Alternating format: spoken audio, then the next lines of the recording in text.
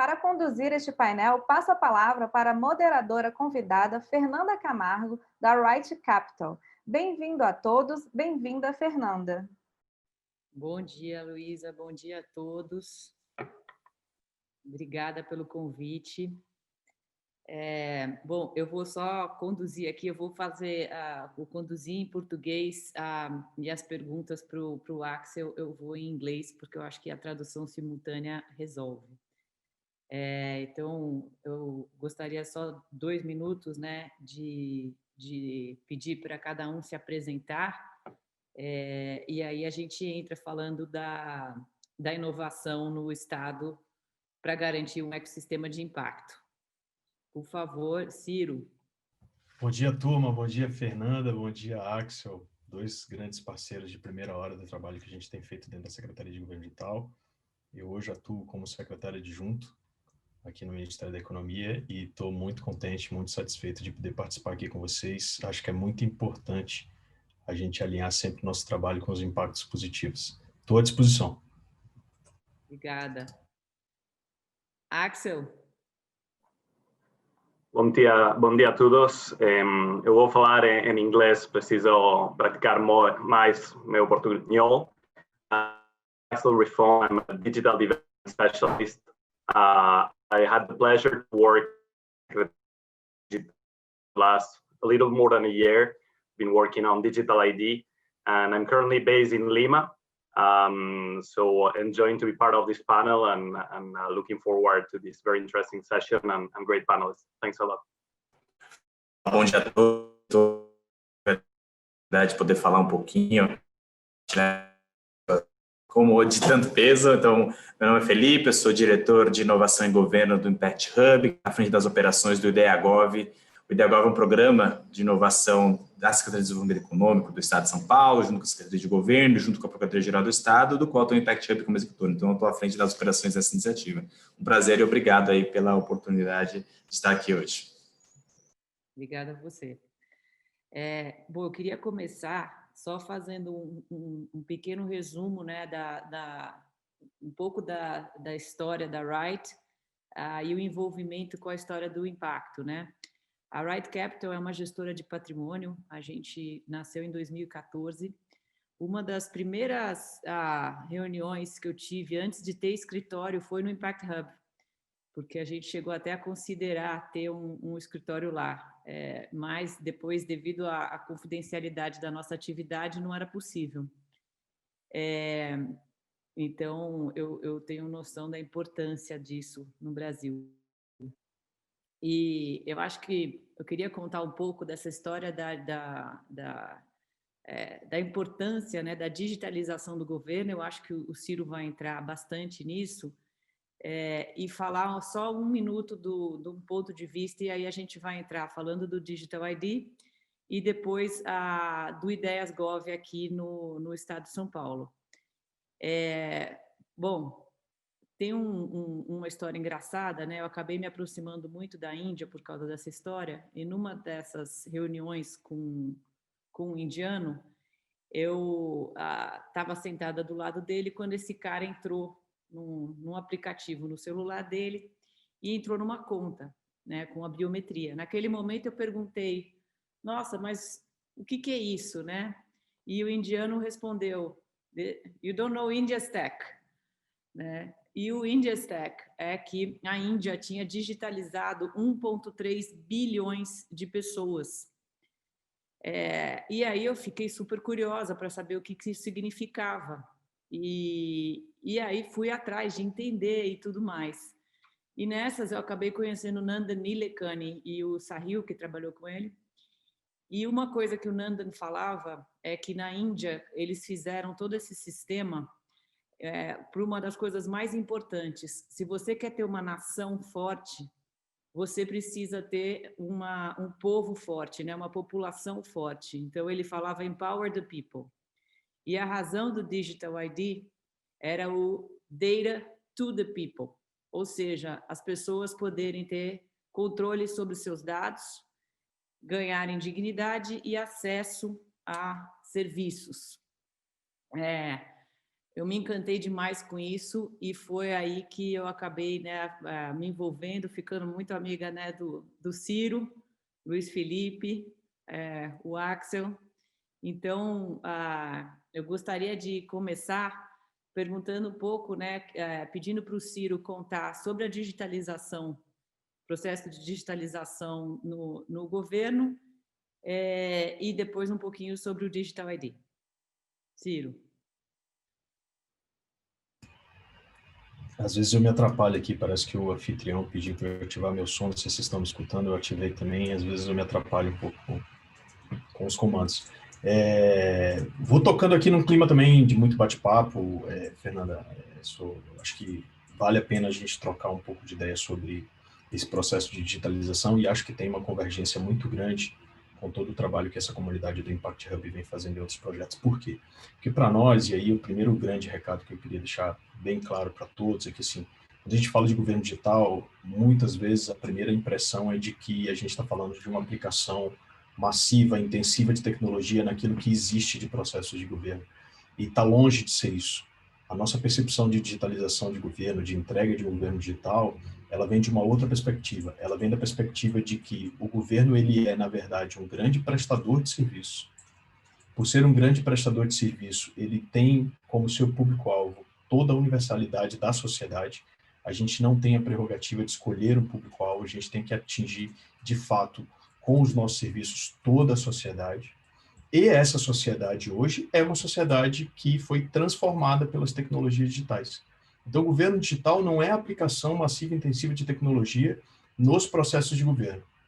É o governo se adaptando e mudando a sua forma de interagir com a sociedade, deixando de ser um grande executor de processo em excelência para ser um prestador de serviço para uma sociedade que é digital, para uma sociedade que, diante das tecnologias digitais, do novo paradigma tecnológico, mudou a sua forma de interagir, mudou a sua expectativa de qualidade e espera que o governo entregue serviços com esse patamar de qualidade que ela está acostumada diante de toda a revolução que as tecnologias digitais vêm provocando. A gente está vivendo a mudança de um grande paradigma tecnológico. Paradigma tecnológico predominante agora é o das tecnologias digitais, e toda vez que isso aconteceu ao longo da história, as interações dentro da sociedade mudaram, a gente tem uma nova formação da sociedade. E o governo, eu vou citar aqui, eu sempre cito nas minhas falas a filósofa e ativista democrática argentina, Pia Mancini, que ela fala um negócio que eu acho que é muito interessante. Hoje nós temos cidadãos do século XXI que estão interagindo com instituições de governo que do século e que utilizam muitas vezes tecnologia da informação do século XV, da época da prensa com carimbo e papel. A gente precisa reduzir esses gaps. A gente precisa sair do uso da tecnologia do século XV, sair de uma formação institucional do século XIX e trazer tudo isso para o século XX. Isso, para nós, é governo digital. E a grande sacada governo digital é entregar valor para a sociedade através de serviços, e aí vem a questão do impacto, que eu acho que converge muito. É que ele possa ser um grande habilitador e potencializar o impacto positivo na economia, na sociedade, nas interações. Eu acho que é isso. Você comentou também um pouquinho do ID4D, por indicação, inclusive, da Fernanda, numa conversa, a gente ficou sabendo da iniciativa do ID4D, a gente se aproximou, que é a iniciativa de identidade para o desenvolvimento do Banco Mundial, a gente se aproximou da equipe do Axel, são pessoas que se interessaram de pronto por esse trabalho de qualificação do processo de identificação digital no Brasil.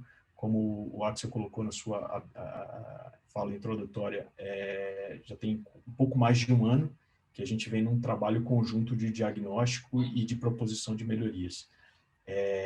Tem muita coisa bacana que a gente está construindo para a identidade digital, e a gente sabe que isso vai ser um grande habilitador em vários processos de governo e também processos da sociedade. Na nossa estratégia de governo digital, a gente vê o governo como algo aberto, transparente.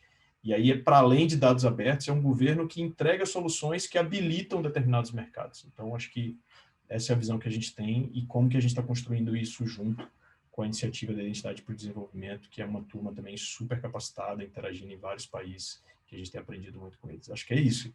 Acho que eu respondi, Fernanda. Obrigada, Ciro.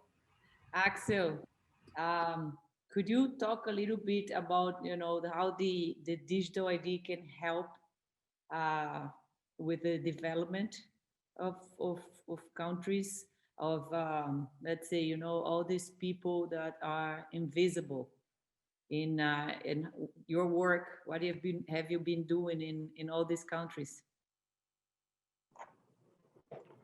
Thanks a lot, and thanks a lot for the introduction. I mean, you set a very high bar. So, I mean, overall, more than 1 billion people still don't have a foundational ID. And many others, they have one, but that one is limited. It doesn't protect their rights. It's not accessible to all. It doesn't enable you to access more services.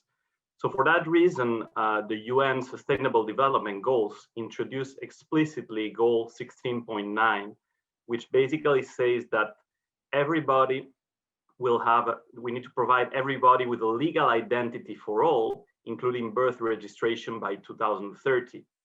And this is in line with the twin goals of the World Bank of ending poverty and boosting shared prosperity. And it also aligned with some of the principles raised around financial inclusion, boosting healthcare. And let me give you a few examples there. For instance, as Fernanda mentioned, in 2013, account ownership in India was only 35%. And with the introduction of Aadhaar, which is the digital ID system, in 2017, about 80% had an account. Likewise, related to healthcare in Thailand, the increase, it reached 98% of insurance coverage in less than 3 years after the introduction of their national ID system and a revised framework. To say that the bank has been very committed to this digital ID, and it created a program called Identification for Development. It is a cross global practice initiative. So basically it brings different sectors together, and it's been conducting a number of thought leadership and development of country diagnostics. It had been undertaking some operations supporting countries to establish a new digital ID. It has also been a global convening power. And I think in that aspect, it produced very rich resources such as the practitioner guide, but also topics such as data privacy, cybersecurity assessment, and other topics where we can see that those are needed. And as Ciro and Fernanda mentioned, to move into the digital economy and the 21st century, we need to enable people to be able to interact, connect, and trusted and inclusive ID that can help them achieving sustainable development. Thank you. Thank you, Axel. Felipe, mudando agora para cá, mais para a esfera estadual e também para esse assunto do GovTech. Nós, lá na Right, a gente nasceu, né, somente atendendo famílias que quisessem fazer transformação social. Então, a gente começou investindo em fundos que investem em empresas que estão resolvendo problemas sociais ou ambientais. Quando, né, isso que o Ciro falou, né, da digitalização, é muito verdade. E quando a gente começou a olhar para isso no mundo, a gente entendeu que GovTech é uma área, né, gigante de investimento no mundo. Aqui no Brasil está começando. A gente talvez agora venha a ter um fundo de GovTech, mas eu entendo que o financiamento para essas empresas ainda é complicado. Você pode contar um pouco do Ideias Gov e sobre essa ideia do como é que os empreendedores que estão trabalhando com o governo, como é que é a vida, né, de financiar essas ideias? Obrigado, Fernanda. Então, até para contextualizar, né, eu acho que essa é uma excelente pergunta. O Ideia Gov é um programa, né, que tem justamente como mote ou objetivo trazer o ecossistema, a sociedade, para resolver grandes desafios de interesse público, por meio justamente do poder de compra do Estado, né, utilizar o poder de compra do Estado para catalisar o processo de inovação, né? Então, o Ideia Gov, ele busca soluções inovadoras. E a nossa relação com essas empresas, ela se dá justamente no processo, porque o Estado, ele pode se relacionar com o governo, com as startups, com as empresas, não necessariamente só no âmbito de uma compra direta, mas a implementação da solução pode ser feita de diversas formas, de diversas alternativas possíveis, que é o que a gente tenta explorar. né? Você atuar com essas empresas buscando modelos de negócio que sejam sustentáveis, atuar realmente com a compra, que é a implementação, que é o que a gente busca quando são soluções inovadoras. De fato, na etapa do qual, dentro do fluxo do DEAGOV, do qual tem a etapa de pilotagem, onde eventualmente exige-se um recurso, vamos dizer, de certa forma, para pilotar essas iniciativas, de fato, existe um gargalo do qual a gente está tentando resolver. Porque existe a necessidade tanto de recursos financeiros para aportar, para que a empresa consiga, de certa forma, ser sustentada durante um período de pilotagem, como também o governo oferece benefícios ou recursos não financeiros, acesso à infraestrutura, acesso a outros tipos de recursos não financeiros. Por exemplo, a gente tem uma parceria muito grande com o Hospital das Clínicas, do qual todas as empresas que estão entrando, elas têm acesso a toda uma infraestrutura hospitalar realmente de uma estrutura sensacional, do qual tem um custo por detrás daquilo ali. Esse custo, de certa forma, ele não é financeiro, mas ele é revertido para as empresas que estão dentro desse processo, né? E quando a gente fala dessa questão de financiamento, uma coisa que, de certa forma, a gente defende cada vez mais é que as GovTechs, ou as empresas que queiram, de qualquer forma, atuar para resolver grandes desafios de interesse público, elas consigam diversificar também o modelo de negócios, né? Atuar com o governo não significa necessariamente atuar exclusivamente com o governo. Significa que é um potencial modelo de negócio dentro de uma estrutura organizacional. A gente percebe que esse modus operandi talvez seja um modus mais sustentável para todo o ecossistema, porque o governo, de fato, tem alguns processos que a gente está tentando desbravar, tornar eles cada vez mais claros, mais fluidos. Assim como grandes empresas, tem os processos próprios, às vezes são mais longos para empresas que são muito pequenas, né? E a gente percebe o quanto isso pode ser fatal para esse ecossistema. Então, ao mesmo tempo que a gente sabe disso, a gente também tenta mitigar essas incertezas dessas empresas, mas ao mesmo tempo a gente incentiva que essas empresas também busquem formas alternativas de se capitalizar, não só dependam exclusivamente de um único produto do governo, porque isso pode ser muito arriscado, né? E eu acho que esse grau de transparência e esse grau de abertura, esse grau de exploração com as empresas, de fato, que eu acho que configura uma boa parceria, né? Você realmente mostra para as empresas que estão se associando ao DEAGOV o que, de certa forma, é um modelo de negócio cabível para o contexto dos órgãos proponentes dos desafios e, ao mesmo tempo, se incentiva que essas empresas consigam outros recursos, seja do setor privado, seja de fundos de investimento, para que elas consigam se capitalizar, seja para continuarem dentro do fluxo do DEAGOV, mas, ao mesmo tempo, consigam se capitalizar para que elas consigam realmente vender os produtos para outros órgãos, inclusive o setor privado. Então, a gente percebe que essa mesclagem, não de uma empresa que só vende exclusivamente para o governo, talvez não seja necessariamente o melhor caminho. É um caminho possível, mas que tem seu risco. E a gente tem cada vez mais tentando mitigar esse risco, esses cruzamentos, dessa forma de pensar modelo de negócio. A organização pode ter múltiplos modelos de negócio e não depender exclusivamente do governo. Espero ter respondido, Fernanda. Obrigada, Felipe. Ciro, ia te perguntar, eu lembro uma última vez que a gente falou juntos lá na Blast 2, não lembro quantos serviços vocês já tinham digitalizado, isso era, acho que era começo de 19, né? Como é que está esse processo de digitalização no governo? Quantos serviços vocês digitalizaram já? Esse eu acho que é o primeiro grande desafio de quem trabalha com governo digital, né? Ofertar o serviço num balcão digital. A gente, inclusive, agora está entrando numa segunda onda, que é uma onda de qualificação desse balcão digital, e por isso também o projeto de identidade ganhou cada vez mais relevância, porque a própria interação com o Banco Mundial nos ensinou que identificação digital vai além de uma credencial disponível no formato digital. A gente trabalha muito forte com o processo de autenticação para acesso ao serviço digital. Boa parte da dificuldade que as pessoas têm de acessar um serviço público é pela falta de informação. Isso a gente resolve com um portal único. E outra grande dificuldade é ter acesso seguro e disponível para o serviço digital, que aí é o processo de autenticação. A gente avançou bastante nesse processo. E nessa primeira onda de disponibilização de serviços digitais, é engraçado que a gente não esperava que fosse tão acelerado. No final de 2018, a gente tinha um desafio que foi posto na mesa pelo então secretário especial, que nos colocou em digitalizar todos os serviços do governo federal até 2022. A gente meio que assustou, a gente vinha de uma transformação de pouco mais de 100 serviços no ano de 2018, de oferta desses serviços em balcão digital, traçamos uma estratégia. Então, desde janeiro de 2019, hoje, a gente já tem mais de 1.200 serviços digitalizados. O governo federal, só para ter uma noção da complexidade, essa semana com todos os trabalhos que a gente faz junto aos órgãos de identificação dos serviços que são prestados à sociedade, já chegamos a bater 4.033 serviços disponíveis para a sociedade, e 63% desses serviços hoje já são digitais. Lá no final de 2018, a gente vinha de um número ali próximo de 39% de digitais. Hoje nós estamos chegando a 63% dos serviços digitais. É um avanço extremamente significativo. E aí vai um outro grande recado que a gente percebeu também, compartilhando com vocês esse insight que a gente teve aqui, inclusive na interação com estados e municípios. Foram 1.200 serviços nesse intervalo de tempo. Só nesse período em que a gente está vivendo uma realidade diferente por conta do corona, já foram mais de 450 serviços transformados.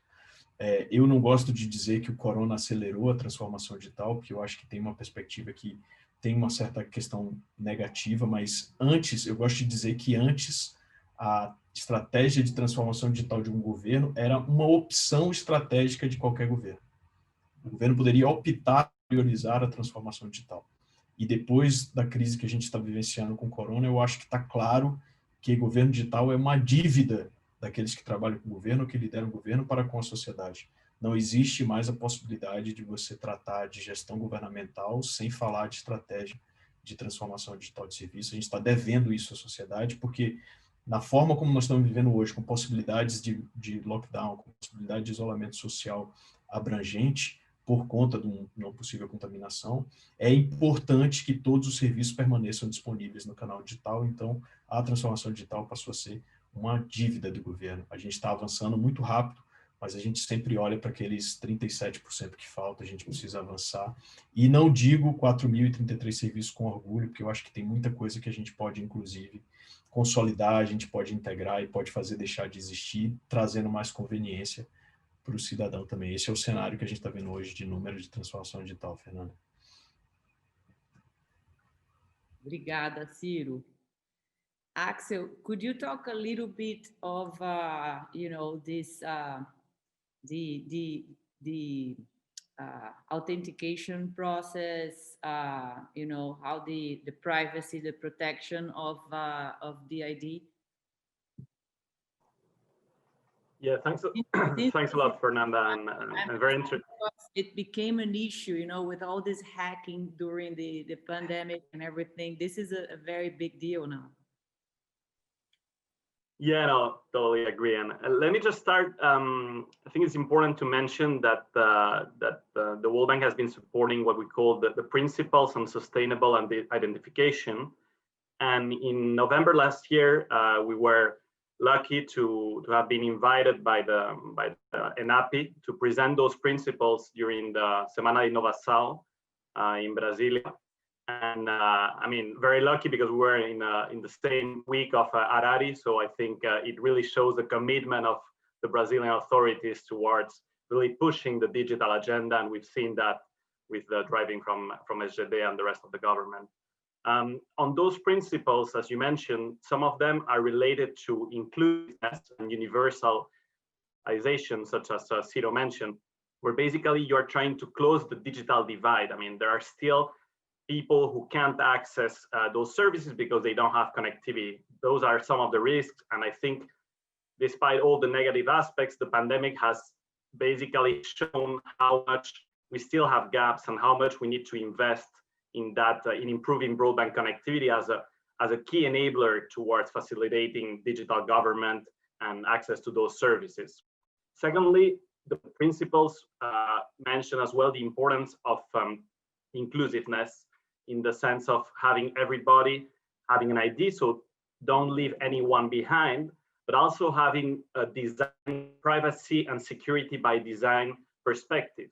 And that's essential because, as we've seen, and you mentioned it very rightly, that during the pandemic, obviously the increase on cyber attacks was driven by attacking the healthcare system because of the amounts of data that were circulating around there, because of the weaknesses, because of the quick reaction that all governments had to take, and all the amount of data that were basically floating. So in those principles, it's essential that in the design, in the governance aspect as well, very critical. We've seen that sometimes the major barrier for successful digital ID systems are related to the whole of government approach or the governance aspects, where you have different institutions that are owning different, what we call functional IDs, and it's very difficult for them to sort of collaborate because they say, I want to keep my own data.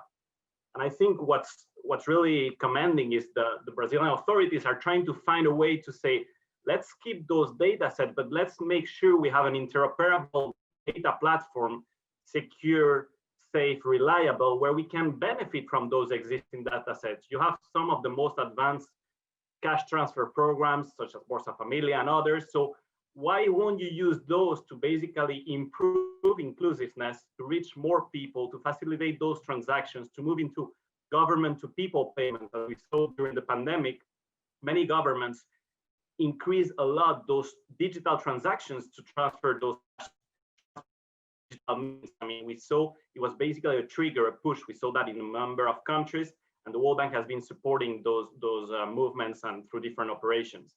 So I really believe, as you say, there are risks from privacy, cybersecurity, but there are also opportunities. And we are moving towards the digital era, and it's important that we have the protect privacy by design and cybersecurity in place, from frameworks, from equipment, from governance aspects, and then we can help that ID be transformative and be a basis. And just on those principles, they were endorsed by more than 25 organizations, but just to say that it doesn't mean that it's a check the box, tick the list. I mean, each country will have their own solutions because there are contexts, there are different type of political system, there are different basically aspects that will need to be taken into account. But those are emerging good practices, and I think building that global convening, and I think that's what the ID40 program is trying to do, which having some of the best standards, will help those countries having those exchanges. I mean, we can learn a lot from India or Estonia or other countries, but we can also learn from our neighbors, and we can also learn from the different country initiatives that we've been seeing.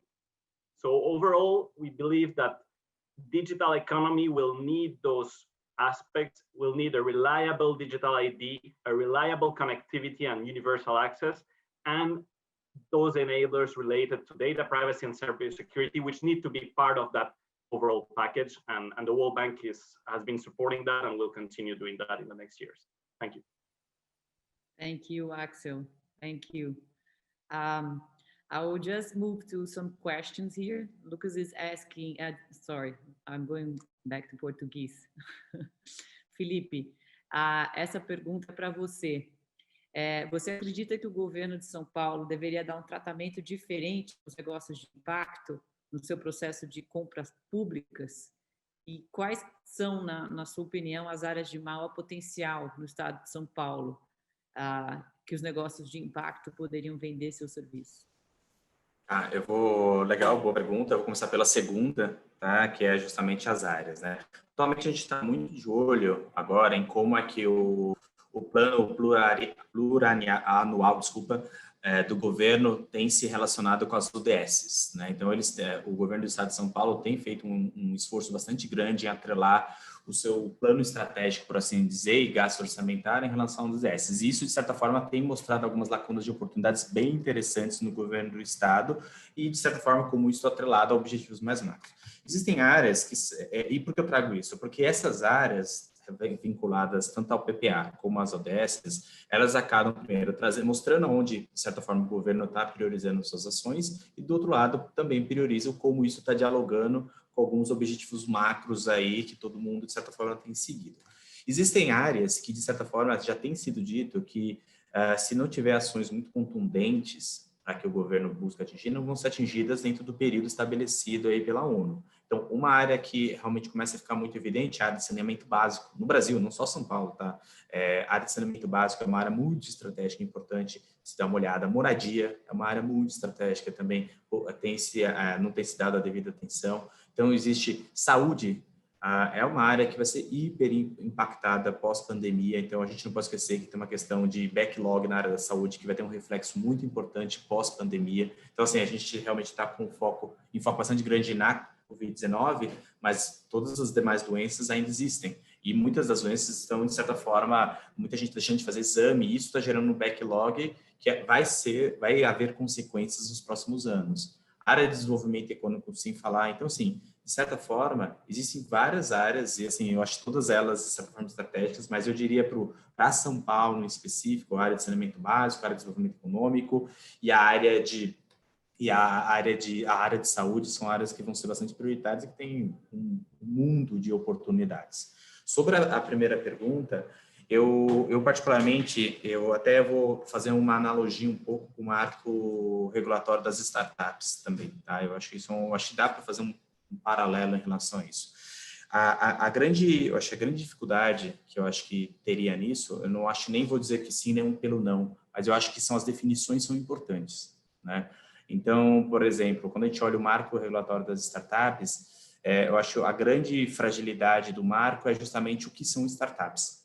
Tá? E para mim isso conceitualmente é complicado, porque você, de certa forma, eventualmente vai abrir possibilidades de compra para um grupo de empresas ou um grupo de estruturas dos quais não existe uma definição padrão ou que todos concordem e muito menos uma legislação que regule, de fato, o que é uma startup. E, para mim, a questão dos negócios de impacto vai um pouco na mesma linha. Eu acho que seria interessante, desde que, de fato, você conseguisse deixar muito claro o que seria um negócio de impacto. Eu acho que alguns países têm feito fizeram um movimento muito interessante, assim, como a Inglaterra fez, que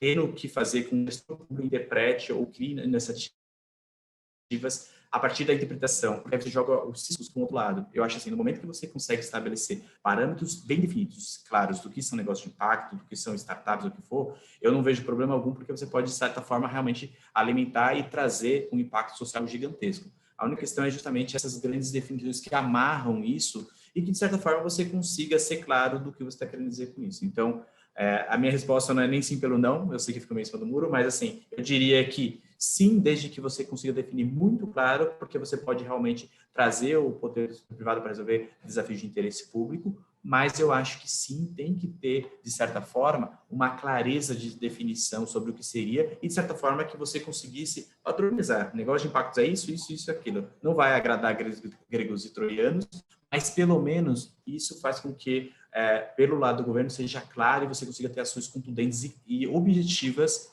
para esse, vamos dizer, para esse nicho de organizações. Tá? Então, acho que isso é um ponto aí que eu deixo para respondido. Obrigada, Felipe. Acho que nesse negócio de padronização do que é negócio de impacto, nós lá como investidores também sofremos, né? Porque a gente busca negócio, né? Os fundos que investem em negócio de impacto mesmo, né? E aí você tem os 50 tons de cinza, né? Porque daqui a pouco tudo vira negócio de impacto. Então, esse, de fato, é um grande problema, né? Acho que você está certo. Mas quanto ao saneamento, eu estou lá no Instituto Iguais, você está certo, tem muitas novas oportunidades aparecendo. Ciro, falar um pouco da infraestrutura. Eu lembro que uma vez lá na secretaria eu comentei com você que eu estava na praia em Caraívo e fui comprar um cocar do índio. E eu acho que o cocar custava uns R$20, sei lá. E eis que o índio vem com a maquininha, não vou falar de quem, mas veio com a maquininha. E eu falei, caraca, o índio tem a maquininha. E aí eu comprei o cocar, eu perguntei para o índio, né? Custou R$20. Quanto ficou na maquininha? Ficou R$4. Eu falei, o quê? Bom, a pergunta né? Acho que a gente vive aqui num país, né? A gente tem ainda o problema de conexão, né? De dados. Você ainda tem gente sem acesso em grande parte do país, então a gente precisa dessa infraestrutura. E ao tendo a infraestrutura, né? Eu imagino que a gente dando acesso, né? A população podendo escolher, esse custo da maquininha vai cair, né? Quer falar um pouco sobre isso? Eu acho que essa provocação ela sempre aparece nas conversas, Fernanda, e eu acho que você trouxe com uma perspectiva nova. Eu vou contar para você também que no início desse ano, um pouco antes da pandemia, eu tive no Alto Rio Negro, em Novo Airão, lá no Amazonas. Eu tive também no Rio Tapajós, no Pará, participei de algumas interações com algumas comunidades, e em nenhum lugar faltou máquina de pagamento de cartão de crédito. Em nenhum lugar.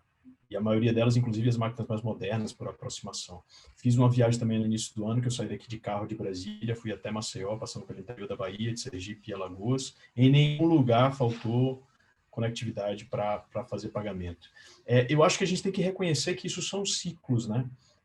E economicamente falando, há sim um investimento privado, e esse investimento privado, ele, de certa forma, traz essa questão do desenvolvimento, gera uma necessidade que vem, arrasta por si uma série de negócios. A gente viu muito isso. A gente lembrar, 15 anos atrás, o Brasil, o mercado de pagamentos eletrônicos era um mercado extremamente restrito. E, de repente, você viu crescer absurdamente e todas essas taxas foram diminuindo. E aí chegou o ponto agora que o Banco Central acabou de lançar o Pix, onde você tem um meio de pagamento que é gratuito e que você tem uma interação rápida e fácil entre qualquer pessoa. Então, a gente tem que perceber, para mim, essa visão de ciclo, de que as coisas, a partir do momento que aparece um novo negócio, você começa a agregar, depois você tem uma disseminação disso, novos entrantes, e o governo tem um papel fundamental de regulamentar, regular e também se posicionar para que haja um equilíbrio entre as partes. Agora, tem um trabalho que é feito hoje pelo Ministério das Comunicações em cima da estratégia de transformação digital da sociedade brasileira, que tem uma série de ações para a expansão dessa conectividade, desde satélite para atender as comunidades mais remotas ali no Alto Amazonas, mas tem também um processo de acelerar a adoção da banda 5G no Brasil. Recentemente, a gente viu uma decisão no Congresso de destravamento do Fundo Universalização do Serviço de Telefonia, que era um negócio anacrônico no Brasil. Havia previsão de investimento de um fundo bilionário para a instalação de orelhão, para a instalação de telefone público, e quando você tem uma necessidade grande de instalação de antenas de distribuição de rede de internet. Então, esse tipo de mudança, a gente e com o próprio Congresso, vão avançando aos poucos. Tem um ponto que eu queria chamar a atenção, aí da perspectiva especificamente nossa. Para tudo aquilo que eu falei, são perspectivas que são tratadas principalmente por outras áreas de governo, especificamente sobre o governo digital. Eu acho que a gente tem um trabalho, enquanto gestor público, de fazer também uma qualificação daquele serviço que a gente entrega para a sociedade.